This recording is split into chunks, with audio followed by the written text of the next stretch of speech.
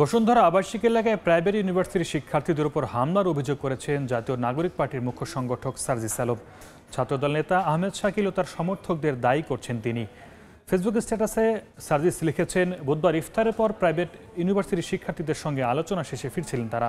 রাতে north south ইউনিভার্সিটির গেটের সামনে 10 থেকে 12 জনকে ঢাকা বিশ্ববিদ্যালয়ের সিন্ডিকেট নিয়ে স্লোগান দিতে দেখা যায়।